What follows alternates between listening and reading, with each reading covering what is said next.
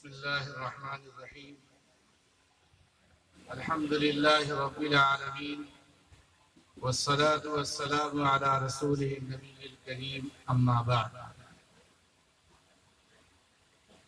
فقد قال الله تعالى في الكلام المجيد والفرقان الحميد: فأعوذ بالله من الشيطان الرجيم. بسم الله الرحمن الرحيم. وسارعوا إلى مغفرة من ربكم وجنة عرضها السماوات والأرض أعدت للمتقين. صدق الله مولانا العظيم. معزز علماء کرام، میرے بزرگوں اور نوجوان ساتھیوں، میری مائیں اور بہنیں، اللہ رب العزت کی عنایت اور اس کے فضل و کرم سے آپ کے اس علاقے میں جمعیت علماء کے ذمہ داروں نے عظمت اولیاء اور فحاشی اور عریانیت پر قدغن لگانے کے تعلق سے آج کی یہ روح پرور مجلس منعقد کی ہے۔ دراصل 12-13 نومبر کو جمعیت علماء ہند کا عالمیہ اجلاس حضرت خواجہ غریب نواز معین الدین چشتی اجمیری رحمۃ اللہ علیہ کی سرزمین پر کائڑ بشرام استری اجمیر شریف میں ہوا تھا۔ آپ میں سے بہت سے حضرات شریک اجلاس تھے۔ اس وقت یہ طے کیا گیا تھا کہ ہندوستان میں ہمارے وہ اکابر بزرگان دین، وہ علماء اور مشائخ جن کی آمد کی برکتوں سے اللہ رب العزت نے اس ملک کو ایمان کی دولت سے مالا مال فرمایا، ان کی زندگیوں کو، ان کے اخلاق کو، ان کے کردار کو، ان کے کارناموں کو اجاگر کیا جائے۔ علاقوں میں جن جن علاقوں میں مشائخ گزرے ان علاقوں میں ان بزرگ شخصیتوں کی زندگیوں کو لوگوں کے سامنے پیش کیا جائے، کیونکہ ادھر مختلف دنوں میں، چند سالوں میں ملک نے عجیب و غریب قسم کی کروٹ بدلی، اور اس ملک کے تعلق سے لوگوں نے کہنا شروع کیا کہ اسلام حکومتوں کے واسطے سے داخل ہوا ہے، جبکہ اس ملک میں اسلام گوریا نشینوں کے ذریعے سے داخل ہوا ہے۔ بہت تفصیل ہے، اچھی طرح سے آپ حضرات واقف ہیں کہ ایک آدمی آج کے 805 سال پہلے حضرت خواجہ غریب نواز معین الدین چشتی اجمیری رحمۃ اللہ علیہ تو اللہ رب العزت نے اس وطن عزیز میں اتارا۔ ان کے ہاتھوں پر اس زمانے میں 90 لاکھ آدمیوں نے ایمان قبول کیا تھا، 90 لاکھ آدمیوں نے۔ آج لوگ ہم سے متنفر، لوگ ہم سے بدگمان ہو رہے ہیں، بدظن ہو رہے ہیں، بلکہ اسلام کے خلاف تحریک چلائی جا رہی، لوگ ہم سے نفرت کر رہے ہیں۔ تو اس کا مطلب یہ ہے کہیں نہ کہیں ہم سے چوک ہو رہی، ہماری کچھ کمزوریاں ہیں جس کی وجہ سے ہم جن مقاصد کے تحت اللہ رب العزت نے ہمیں یہاں پیدا فرمایا تھا، ہم اپنی اس ذمہ داری کو ادا نہیں کر پا رہے ہیں۔ اللہ رب العزت نے انتہائی خوبصورت ڈھانچے میں ہمیں پیدا فرمایا، اور بار بار قسموں کا ذکر فرما کر کے، قسم کھا کر کے انسان کی تخلیق کا فیصلہ فرما رہے ہیں، اور پھر اللہ تعالیٰ نے بہترین انسان کی شکل خوبصورت انداز میں پیدا فرما کر کے اللہ تعالیٰ نے اس ملک ہندوستان میں پیدا فرمایا تو یقیناً اللہ رب العزت آپ کے ذریعے سے کوئی بڑا کام لینا چاہتے ہیں. آپ کو اس داعیانہ کردار کو، اس زندگی کو جو جناب رسول اللہ صلی اللہ علیہ وسلم دنیا میں لے کر کے تشریف لائے تھے اسے پیش کرنا ہے. لیکن وہ چیزیں ہمارے ہاتھوں سے نکل گئی. اسی اجلاس میں یہ بھی طے کیا گیا تھا نشہ، شراب، جوا، فحاشی، عریانیت، والدین کی نافرمانی اور اس طرح کی جتنی رسومات بد ہیں، عورتوں کے ساتھ ظلم و زیادتی، ناانصافی، بھائیوں کی طرف سے ظلم ہے کہ باپ کی میراث میں بہنوں کو حصہ نہیں دیتے، ان کا جو حصہ جو حق ہے وہ نہیں دیا جاتا. اسی طرح کے اور بہت سارے معاملات ہیں. عورتوں کے تعلق سے ماں کا ایک مقدس رشتہ اور عورت ایک بہت محترم رشتہ ہے میاں بیوی کا. اللہ تعالیٰ نے سب سے پہلے اس دنیا کو بنانے کے لیے میاں اور بیوی ہی کو پیدا فرمایا، چونکہ ان کے ذریعے سے انسان کی تخلیق کا اضافہ ہونا تھا اور انسانیت کو زندہ کرنا تھا. تو جن حالات سے ہم گزر رہے ہیں اچھی طرح سے واقعی ہے.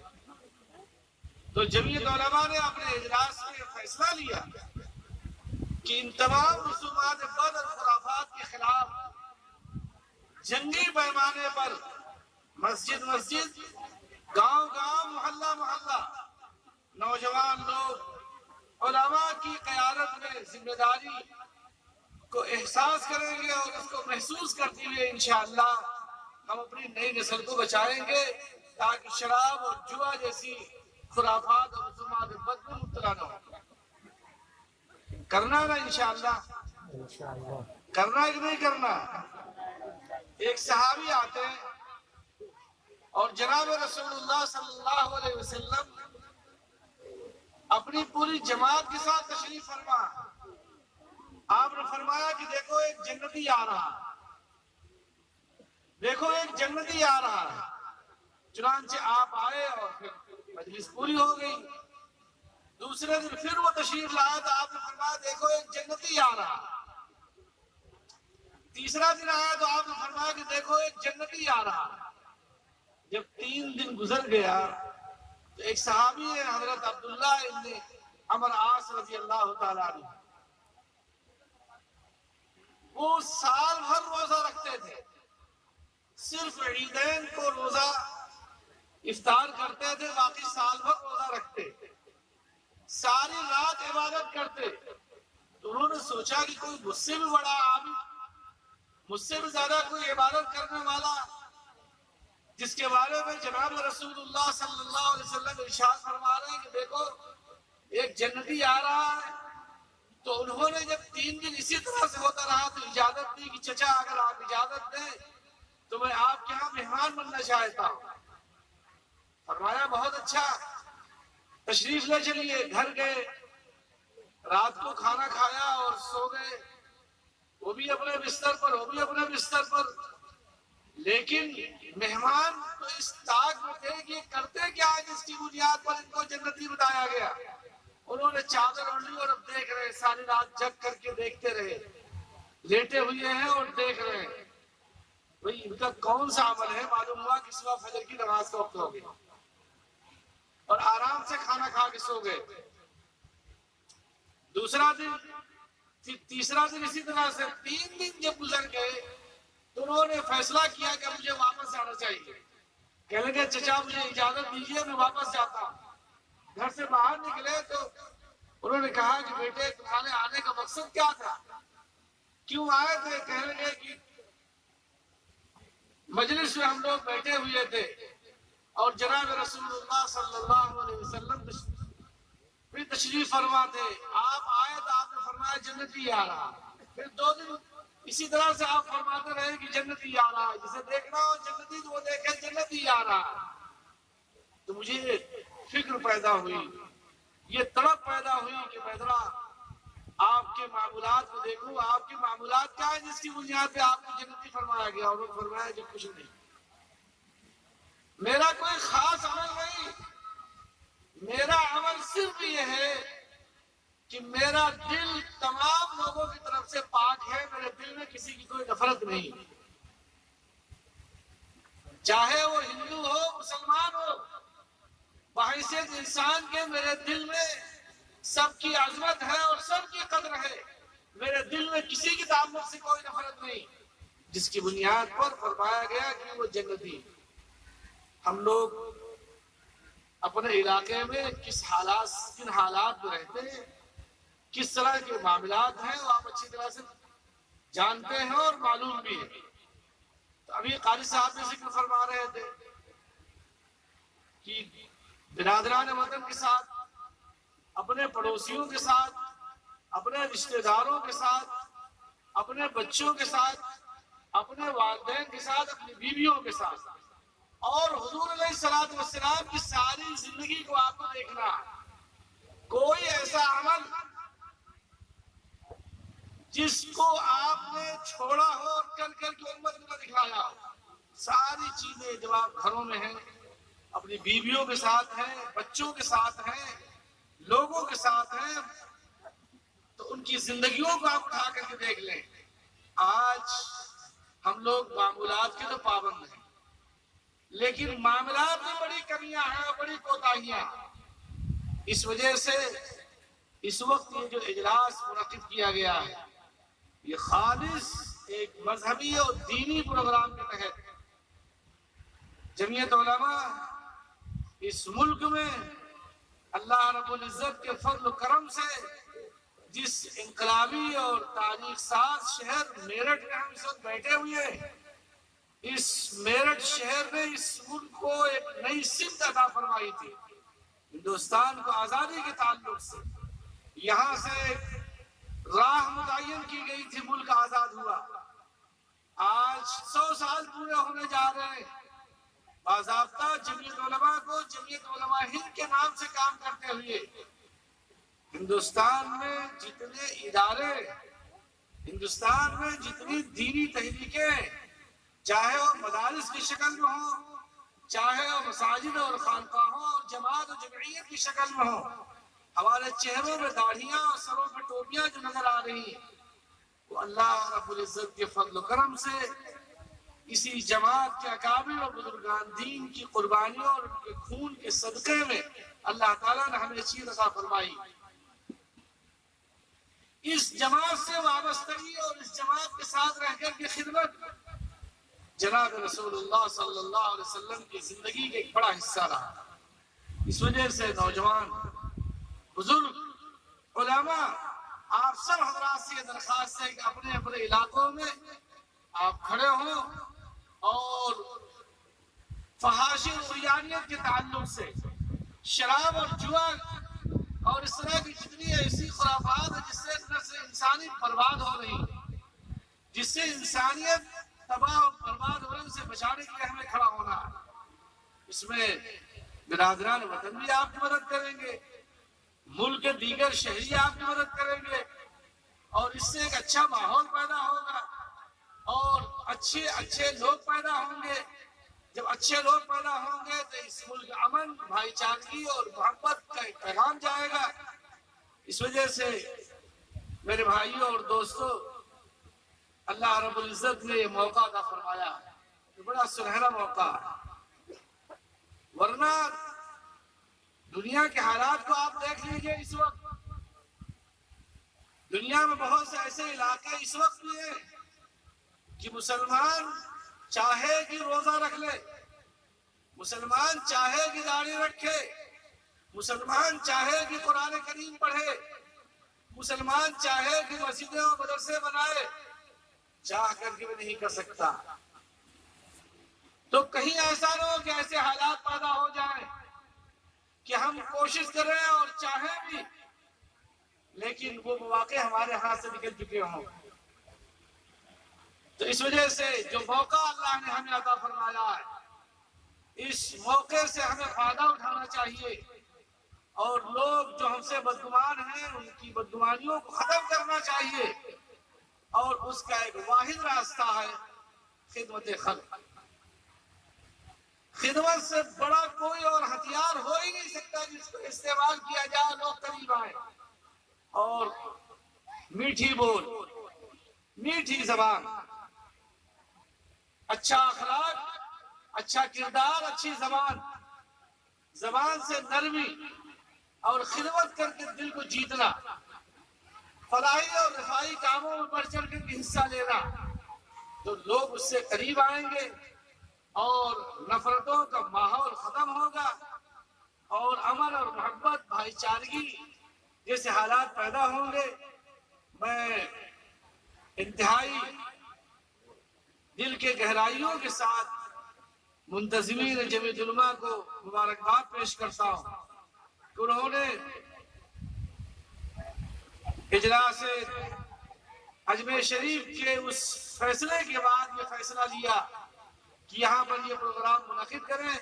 آپ حضرات کو دعوت دی، آپ حضرات تشریف لائے۔ اللہ تعالیٰ آپ کے اس ہونے والے اجلاس کو بہت قبول فرمائے۔ لیکن یہ اجلاس کا طریقہ نہیں، ضلع جمعیت علماء کی طرف سے قاری ہمارے صاحب قاری امیر اعظم صاحب فرما رہے ہیں ستمبر میں ہوگا، لیکن یہ اجلاس کا طریقہ نہیں۔ شاید آپ کو ناگواری ہو، معاف فرمائیے گا۔ اس وقت کتنے ایسے مریض ہوں گے جو بستر پر لیٹے ہوئے ہوں گے، لیکن وہ آپ کی اس لاؤڈ اسپیکر کی وجہ سے سو نہیں پا رہے ہیں۔ کتنے پڑوسی ہیں جو بے چین ہوں گے، جن کو نیند نہیں آ رہی ہوگی۔ ہمارے اس ملک سے محبت کرنے والے ہمارے بھائی برادران وطن جو ہماری اس آواز سے پریشان ہو رہے ہوں گے، نیند نہیں آ رہی ہوگی۔ اس وجہ سے شاید اس سے فائدہ کم ہو، نقصان زیادہ ہو۔ اس وجہ سے 10 بجے تک پروگرام کر کے فارغ کر دینا چاہیے۔ اب رات گزر رہی ہے، آپ جلسوں میں شریک ہوں گے، جائیں گے، اور نتیجہ نکلے گا فجر کی نماز ختم۔ جب فجر کی نماز ڈوب گئی تو کوئی حاصل نہیں۔ اس وجہ سے مہربانی فرما کر کے نماز فرض ہے، جلسہ کرنا فرض نہیں، نماز فرض ہے۔ فجر کی نماز ادا کرنا ہمارے ذمہ فرض ہے، اور کسی کو ہماری ذات سے اگر تکلیف پہنچتی ہے تو آپ یقین فرمائیے کہ یہ اس کے معاملات کی چیز ہے، اور اللہ رب العزت ہو سکتا ہے کہ نماز چھوٹ گئی ہو تو اپنے فضل و کرم سے تو معاف فرما دے، لیکن اگر کسی کو بھی ذات سے تکلیف پہنچی ہے تو جب تک آپ اس سے معافی نہیں مانگ لیں گے، معاملات کو حل نہیں کر لیں گے، اس وقت تک اللہ آپ کو معاف نہیں کرے گا۔ اس وجہ سے میرے بھائیوں اور بزرگوں، میری یہ بہت ہی عاجزانہ اور مؤدبانہ درخواست ہے کہ اجلاس کو وقت میں کیا جائے، اور اس کے زیادہ اچھے اثرات اور فوائد اور بہتر نتائج مرتب ہوں گے۔ بہرحال اس وقت آپ نے اجلاس کیا ہے، اور ہم سب لوگ بھی تاخیر سے آئے، اس لیے کہ عادی ہو گئے، اور ہمیں تو معلوم ہو گیا کہ اجلاس کینسل ہو گیا ہے۔ میرے پاس تو واٹس ایپ کے ذریعے سے پیغام آ گیا کہ اجلاس ہو ہی نہیں رہا ہے۔ صبح سے پھر معلوم ہوا کہ اجلاس ہونے والا ہے، تو مجھے تو آنا بالکل نہیں تھا، کسی بھی طرح سے مجھے آنے کا موقع نہیں تھا، لیکن ہمارے مخدوم گرامی حضرت قاری امیر اعظم صاحب کو حکم ہوا تو میں حاضر ہوا، اور مجھے ابھی صبح کو 6 بجے آگے کے سفر ہے، اس وجہ سے میں معافی کے ساتھ اجازت چاہتا ہوں۔ اللہ رب العزت آپ حضرات کی کوششوں کو، ان کاوشوں کو قبول فرمائے، اور نئی نسل کی حفاظت فرمائے۔ اپنے گھروں میں عورتوں اور بچوں کی جو حقوق ہیں علماء سے معلومات کر کے ان کے حقوق ادا کریے، اور ائمہ کرام سے میری درخواست ہے کہ اپنی مساجد میں ہر جمعے کو الگ الگ اس طرح کے موضوعات کو متعین کریں، اور باضابطہ اسے اس پر گفتگو کریں، تاکہ نوجوان نسل کو ان کی ذمہ داری کا احساس ہو۔ وآخر دعوانا الحمدللہ رب العالمین۔ السلام علیکم ورحمۃ اللہ وبرکاتہ۔